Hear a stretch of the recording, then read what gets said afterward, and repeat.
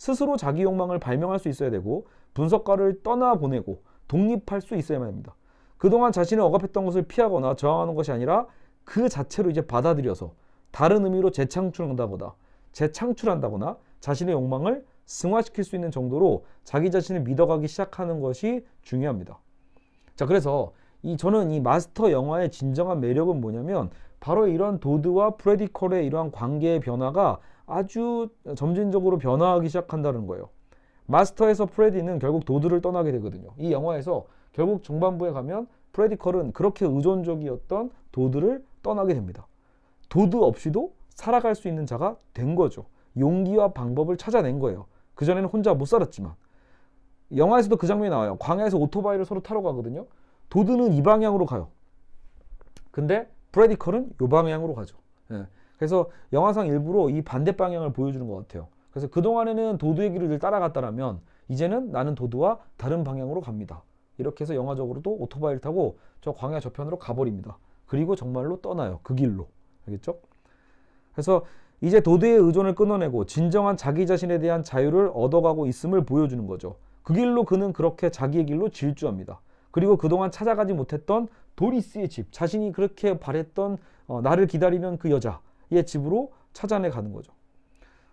현실은 너무 늦었죠. 자신이 사랑하는 도리스에게 갔지만 도리스는 이미 결혼하고 떠났고 애 낳고 잘 살고 있대요. 실망스럽긴 하지만 실제로 이 영화에서는 그래도 도리스를 찾지 못했다는 게 중요한 게 아니라 결국은 도리스에게 가봤다라는 게 전 중요하다고 봅니다. 그러니까 도리스의 집으로 본인이 찾아갔다. 본인이 돌아가야 될 곳을 용기를 내서 직면한 거죠. 그동안 자꾸 피했거든. 죄책감으로. 하지만 그는 이제 드디어 집에 찾아가고 그녀의 삶을 축복했다. 자신이 도피했던 자기 현실을 마주했고. 그래서 결국은 제 생각인데 자신의 사랑했던 도리스의 집으로 찾아가서 도리스의 어떤 삶을 듣고 자신이 할 역할을 좀 뭔가 드디어 해치웠을 때, 해냈을 때 이때부터 프레디컬은 여성과도 잘 수 있는 존재가 되지 않았을까 이렇게 생각을 해봅니다.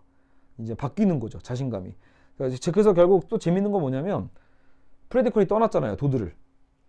여기서 도드가 오히려 프레디에게 역전이가 된다. 그러니까 즉 예전에는 프레디컬이 도드에게 전이가 돼서 도드에게 의존적 존재가 되었잖아요. 근데 이제 본인이 떠나게 되죠. 이 떠나게 되는 과정에서 도드가 이제는 프레디컬이 필요한 거예요. 예. 분석가로서 분석 주체를 놓아줘야 되는데도 불구하고 프레디는 모순적으로 영화 마지막 장면에서 야 그만 가라. 지가 불렀거든. 이 영화 되게 특이해요.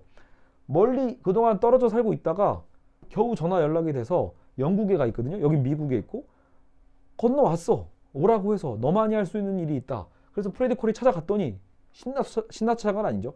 겨우 찾아갔더니 도드가 앉자마자 하는 말이 네가 가고 싶은 대로 가라. 뭐 장난하는 것도 아니고. 왜 그랬을까요? 바로 그 옆에 본심은 아닌 거예요. 도드의 본심은 나중에도 프레디컬이 그러면 갈게요 라고 했더니 있고 싶으면 또 있으라는 말을 또 하거든요. 그러니까 병역 본인도 좋아하는 거예요. 본인도 프레디컬 없이는 살아가기 힘든 거죠. 그래서 정작 프레디가 자신이 살아가고자 하는 것에 대한 서운함도 있고 두려움도 있었을 것이다. 그죠? 하지만 프레디는 이제 도드가 필요가 없죠. 물론 그를 마스터로서는 사랑을 해요. 하지만 그가 이제는 자기 자신의 마스터가 됐거든요. 영화상의 마스터는 도드가 마스터가 아니라 사실상 뭐예요? 과연 나는 내 자신의 마스터가 될 수 있는가에 대한 주제의식을 갖고 있는 거죠. 나는 나의 주인이 될 수 있는가? 여러분에게도 스스로 그런 말을 우리는 할 수 있다는 거죠. 도드가 그렇게 의미심장한 얘기를 하거든요. 그 길을 발견하면 나에게도 알려달라. 뭐 이런 식으로 얘기하나? 여하튼 왜냐하면 인류 역사상 처음으로 마스터에서 벗어난 자이기 때문이다. 이렇게 얘기를 하거든요. 그러니까 우리 인간은 누군가의 마스터를 갖고 꼭 살아갈 수밖에 없는 나약한 존재인 셈이에요. 그런데 오히려 프레디컬은 이제 어떠한 마스터의 통제 없이도 살아갈 수 있는, 왜 자기가 자기 자신의 주인이기 때문이겠죠. 그런 방식으로 우리는 이 영화를 이해할 수 있습니다. 자, 그래서 이제 이 마스터라는 건 처음에는 도드가 마스터였다가, 처음엔 도드가 프레디의 마스터였다가 영화 중반에 넘어가면서 이들은 서로의 마스터가 되는 셈이고, 최종적으로는 자기 삶의 마스터가 되는 것이 이 영화의 핵심이다.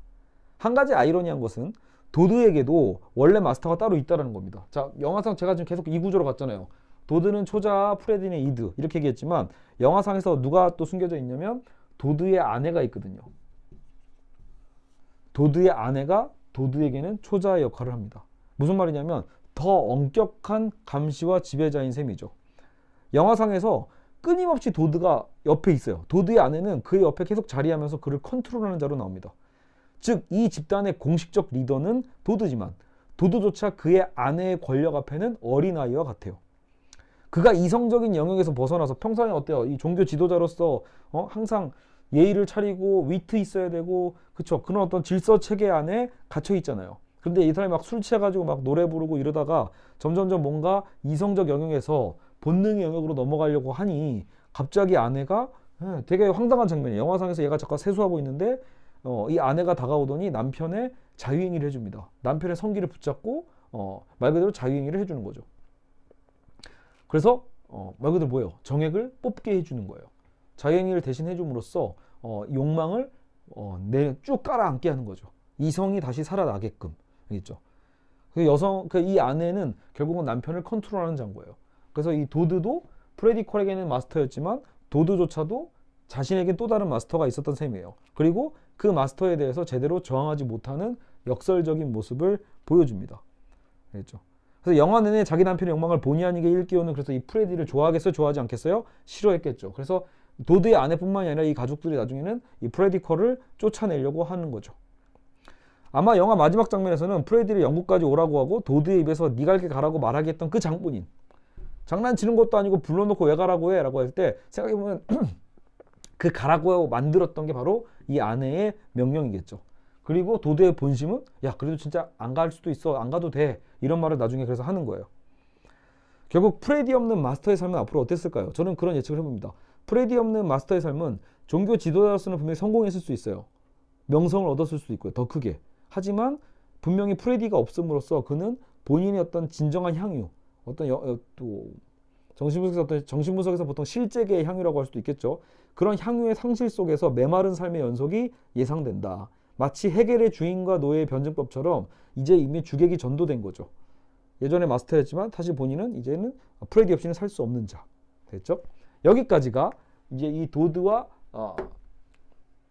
프레디의 정신분석적 분석이었습니다. 자, 이제 후반부입니다. 결국은 조커의 이제 조커 아서 플렉을 한번 다뤄봐야겠죠. 아서 플렉에서 조커로. 자, 원래 아서 플렉이었는데 조커로 변하잖아요. 이 고정을 살펴보죠. 아까 우리가 이제 갈림길로 이제 벗어났잖아요. 또 하나의 마지막 갈림길이죠. 프레디 컬은 결국은 마스터 도드를 만나서 전혀 다른 삶, 자기만의 삶을 찾게 됩니다. 그렇죠? 자기 자신의 욕망을 발견하고 자기가 자신의 마스터가 되어서 자유를 누리게 된다라면 이 영화는 이제 정반대로 흘러가죠. 그래서 저는 여기서 푸코와 니체에 대한 개념을 접목을 해볼 겁니다. 됐죠? 뭐 엄청 심오한 건 아니고요. 매우 단순한 걸로 적용할 테니까 긴장하지 마시고요. 알겠죠? 그래서 아서가 조커화 되는 과정에서는 미셸 푸코와 니체의 어떤 관점에서 우리는 분석을 해볼 수 있습니다. 자, 나머지 갈림길이 남았죠. 바로 아서 플렉에서 주어진 프레디와 다른 그 길. 프레디가 자신의 욕망을 발명하고 자기 삶을 스스로 조절해가는 삶을 찾게 되며 타자와의 관계도 해결하게 되는 그런 결말은 여기는 없다. 영화 조커에는 없습니다. 오히려 영화 조커는 더 거시적인 시야를 갖고 있어요. 거시적인 시야로 관객을 불러들입니다. 여기서 제가 말하는 거시는 사회적인 개념에서 접근이에요. 선과 악. 자, 니체 하면 떠올라야 되는 게 이거거든요. 선과 악의 구분의 모호함. 선악의 모호함. 정상과 비정상. 뭐가 정상이고 뭐가 비정상이냐. 질서와 혼란. 이런 거. 이런 구분에 대한 게 사실 우리는 삶을 살아가면서 당연하게 지정되어 있잖아요. 아까 이드와 뭐 초자 얘기하는 것처럼 사실상 보통 초자가 보통 다 이런 역할을 하니까 초자는 정상이고 선이고 뭔가 그죠? 질서고 이런 식으로. 근데 니체는 여기에 의문을 던졌던 사람이거든요. 이걸 대체 누가 규정했는가? 대체 왜 선이고 이게 왜 정상인가에 대해서 질문을 던지는 자가 바로 니체고 이 니체를 또 바탕으로 철학한 사람이 푸코란 말이에요. 그 구분점은 대체 누가 만든가를 질문합니다. 선이 무엇이고 악이 무엇인가라기보다도 선과 악을 대체 구분한 자가 뭐고 그 구분한 힘이 무엇인가? 대체 어떤 힘이 그런 선과 악을 구분하게 했는가? 그걸 찾자라는 거죠. 그게 이제 니체의 시도거든요. 단 한 명의 자신을 위한 타자의 환대를 받지 못한 조커의 아서 플렉의 앞길은 조커러의 각성밖에는 없었던 셈이에요. 바로 이 질문을 던지는 자, 마치 니체의 철학처럼 선악의 이분법을 해체하고 초인과 같이 자기에게 주어진 삶을 살아내는 강자로서의 면모를 선택하는 거. 그게 지금 조커의 선택이에요. 물론 여기서 이제 오해의 소지는 생길 수 있어요. 히틀러도 사실은 니체를 좋아했다고 하거든요. 히틀러가 니체를 오용해서 유대인을 학살하는 근거로 사용했고 자신의 초인됨을 주장한 니체와 같은 논거와 다를 바 없어지기 때문인 거죠. 히틀러와 같이 악용될 수도 있는 여지가 없지 않아요. 조커라는 인물이.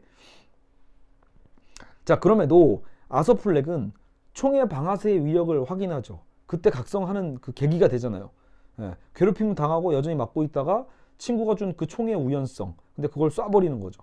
자신이 한 행동이 사회적으로 변화를 일으켜요. 사실 우연적이지만 대중폭동을 일으키는 과정에서 뭘 깨닫죠? 이 힘을 깨닫습니다. 힘의 중요성을 깨닫죠. 니체는 힘의 의지와 권력의 의지를 되게 중시하거든요. 이 사회도 그런 어떤 힘과 권력이 이런 어떤 세팅을 만들어 놓은 거라고 생각하거든요. 그러니까 푸코는 이제 판을 뒤엎기 시작하는, 푸코란다. 니체는 어떻게 보면 이런 판을 뒤엎기를 바랬던 거고, 그것을 지금 어떻게 보면 조커는 다른 방식으로 실현하는 거예요. 그래서 사회는 외인을 비롯한 지식인, 아까 브루스 웨인의 아버지의 그 웨인이죠. 어떤 웨인인지 이름이 기억이 안 나네요. 사회는 외인을 비롯한 지식인, 기업인, 정치인을 어떻게 두죠? 정상이고 선이라고 부르고 사회를 좌지우지할 힘이라고 부른다라는 거예요. 거기에 니체는 근본적인 질문을 던지는 겁니다. 예. 니체는 그런 철학자예요. 누가 너를 그 자리에 앉게 했는가? 누가 너를 그 질서라고 규명하게 했는가라는 거죠. 그래서 여기서 조커는 니체의 후예처럼 보인다라는 거예요. 조커는 자신을 패배자로, 악으로, 약자로 규정한 사회의 이 힘을 비웃으면서 정반대의 힘을 보여주고 있죠. 즉 새로운 기준을 제시하고 있습니다. 그것이 우연이든 계획이든 간에 결국 대중이 움직인다는 건 그들 또한 같은 생각이 있었다는 거죠. 그러니까 대중들도 그런 억울함이 있었던 거예요. 대체 이 질서를 누가 만들었는가 이거죠. 왜 우리만 약자고 패배자여야 하는가, 이런 분노가 영화의 어떤 대중들이 갖고 있죠.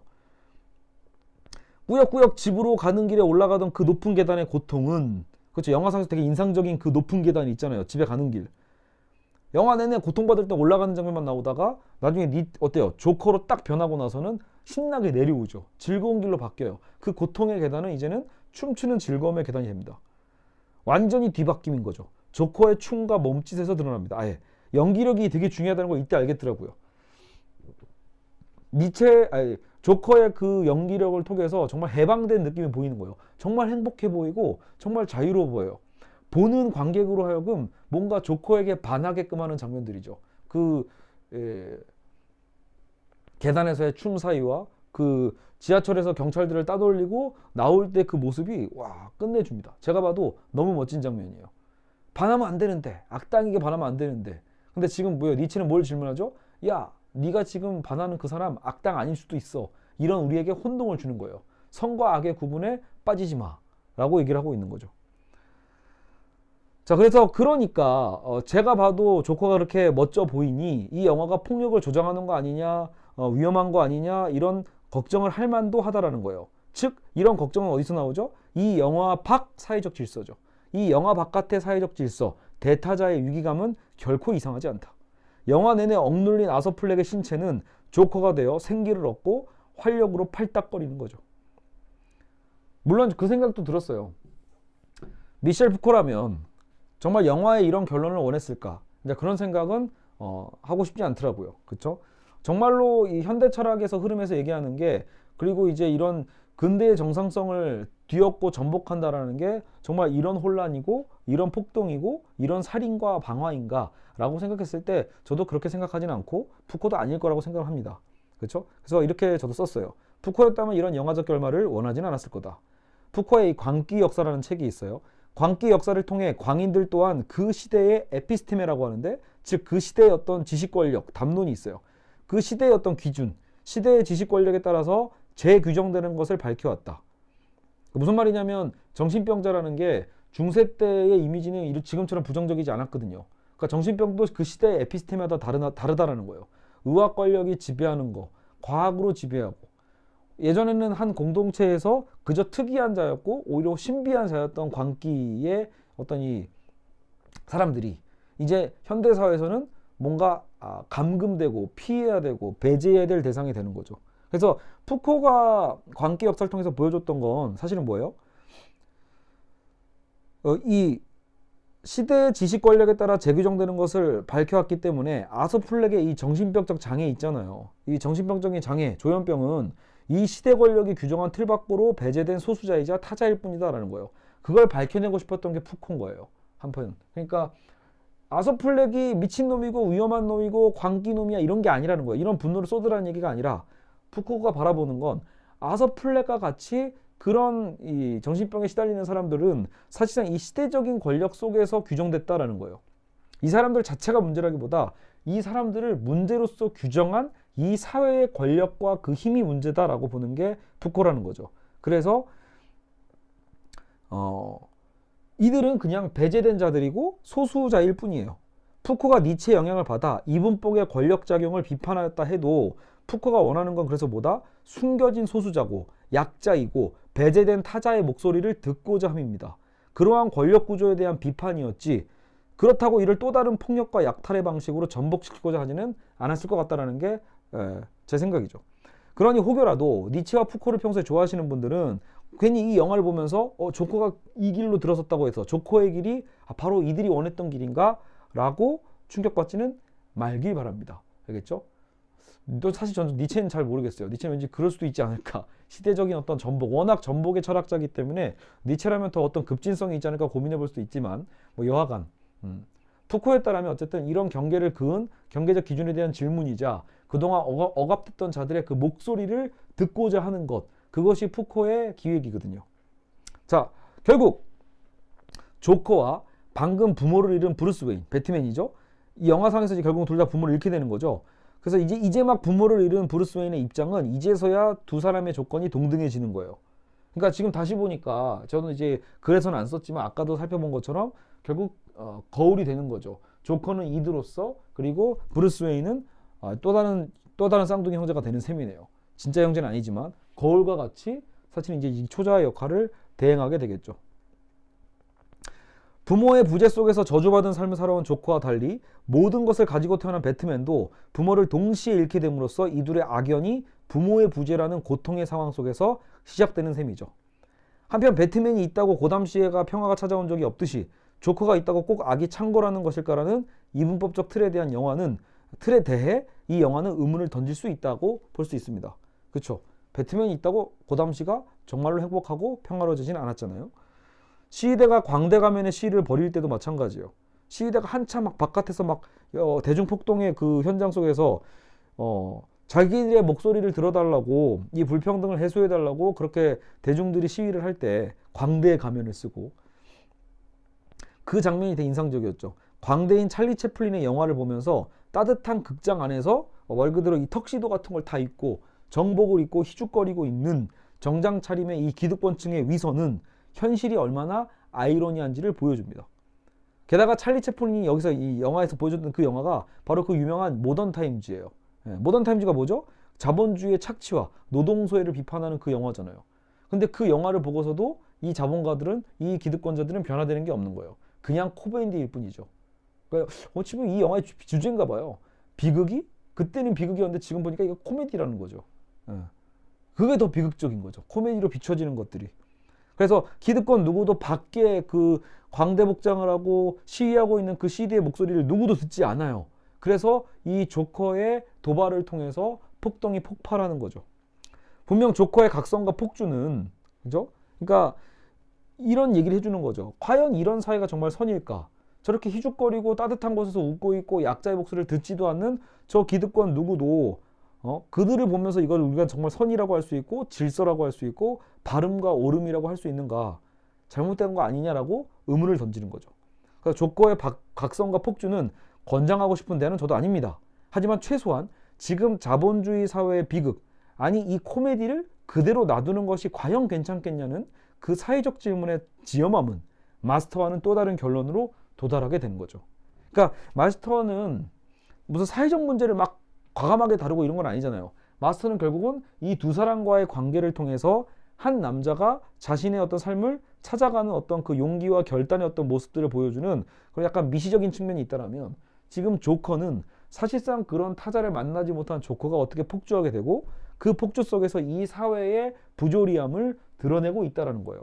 그리고 그 부조리함을 드러내는 방식은 니체와 푸코의 어떤 방식과 동일선상이다 라고 저는 분석할 수 있겠습니다. 자, 마무리입니다. 벌써 1시간이나 걸렸네요. 과연 이 영상을 누가 볼까 이런 생각이 듭니다. 다들 엄청 재밌게 이 영상을 편집하고 흥미롭게 보고 있을 때 과연 이런 분석을 누가 볼 것인가 고민은 되지만 이미 1시간 지난 김에 5분만 더 하고 마무리를 하겠습니다. 한 사람인가 한 사회인가 제 마지막 꼭지입니다. 결국 비극적 한 캐릭터의 삶을 본다면 나는 영화 마스터의 프레디와 도드의 관계가 얼마나 중요한지를 강조하고 싶습니다. 그리고 그 이 영화의 결론이 저는 개인적으로 더 마음에 들어요. 아서 플렉이 조커로 각성되지 않으려면 그 뭐가 필요했다? 마스터의 프레디 같은 길이 대안이 될 수 있다는 거죠. 문제는 그거죠. 그 대안이 영화상에는 없지만 실제 우리의 현실에서는 있습니다, 여러분. 우리 현실에 어찌 한 명도 없겠습니까? 그래서 우리를 위한 우리의 손을 잡아줄 만한 그런 타자 한 명을 만들어내는 게 저는 우리 인생의 목표가 아닐까 이런 생각도 해봅니다. 누군가는 비참의 끝에 다다른 절망자의 손을 내밀어주고 그의 억압된 소리를 들어주는 것. 단 한 번이라도 따스하게 안아주길 바랬던 아서 플렉의 절규어린 바램처럼 설령 친아들이 아니더라도 안아줄 수 있는 또 다른 외인이 있는 사회라면 결국 조커는 생기지도 않을 것이기 때문에 저는 그래서 마스터의 결론이 더 좋습니다. 그럼에도 영화 조커는 마스터와 달리 분명 사회적 문제의식을 또 던진다는 점에서는 의미가 있죠. 대안에 있어 권장할 만하지 않겠지만 영화니까 어쩔 수 없잖아요. 그리고 그래야 배트맨이 나오니까. 특이하죠. 심각한 악당이 있어야 심각한 영웅이 나오는 것처럼. 그러면 영웅과 그 악당도 종이 한 장 차이가 될 수 있겠죠. 어쨌든 최소한 현재의 선과 악, 정상과 비정상, 빛과 어둠을 이분화하는 현실에 대해 재발견하는 것. 프레디가 새로운 자기 욕망을 발명하듯이 사회적으로도 새로운 욕망을 재발명해서 힘의 관계를 바꾸는 것의 필요성의 요청은 충분히 의미 있는 메시지로 다가오는 것입니다. 그렇죠? 그래서 결국은 프레디는 자기 개인에 있어서 어떤 새로운 사회적 욕망을 발견했다면 여기서는 이 영화에서 필요한 건 결국 뭐죠? 우리 모두가 새롭게 발견해야 되는 거죠. 이 정상과 비정상에 대한 이 규정성에서 권력적인 부분들은 걷어내고 진짜 우리가 인간의 삶에서 필요한 것이 무엇인지를 찾아볼 필요가 있는 거죠. 그리고 프레디와 조커 둘 다 연기한 호아킨의 연기력에만 감탄할 때가 아닐 수도 있겠습니다. 호아킨 또한 여러분 찾아보신 분들이 있겠지만 호아킨도 불행한 유년시를 겪었죠. 자기 형도 죽었고 리버 피닉스가 죽었고 그 과정에서 이제 당연히 키아누 리브스도 고통스러워했었고요. 어쨌든 호아킨 또한 또 다른 프레디와 조커로서 현 시대를 살아가고 있을지도 모릅니다. 호아킨은 그는 그대로 자신의 삶의 고통을 연기라는 방법을 통해서 승화하면서 자신의 어렸을 적의 어떤 유년기적인 고통들을 감내하고 있을지도 모르죠. 그러고 보면 인간 모두가 그러하죠. 인간 모두가 고통스럽고 모두가 슬픕니다. 인생 그 어디에서 행복하다고만 생각하며 살아갈 수 있겠어요? 그런 건 없죠. 다들 고통이 있습니다. 어릴 적 결핍의 사건들과 상황이 다 있고 악연의 끈들이 질기기도 이어지고 그렇죠? 이게 뭐 시부모와의 문제가 됐든 그냥 내 친부모와의 문제가 됐든 형제 간의 문제가 됐든 친구와의 문제가 됐든 모든 인간의 연에서 우리는 고통을 발견합니다. 그 상황 속에서 다들 각자의 발버둥으로 삶을 살아내고 있는 거죠. 오늘 이 두 영화는 마스터와 조커라는 이 두 영화는 우리가 살아가는 그런 고통의 삶 속에서 그렇게 열심히 우리는 살아가잖아요. 발버둥 치면서. 그 발버둥에 좀 더 힘을 실어주고 끈적하고 질척거리는 현실에서 벗어날 어떤 동력을 더해준다는 점에서 저는 이 영화 둘 다 의미가 있다고 생각합니다. 그래서 여러분이 둘 다 이 영화를 봤으면 좋겠습니다. 그렇죠? 그래서 혹시라도 우리가 현실을 살아가고 이겨낼 수 있는 어떤 방향성이나 힘이라도 될 수 있다면 그것만으로도 이 두 영화의 가치는 충분하다고 생각합니다.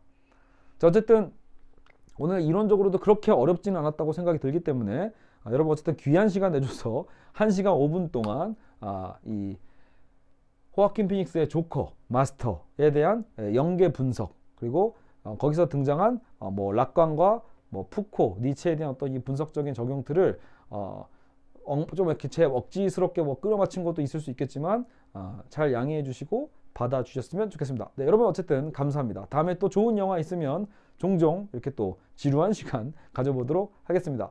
감사합니다.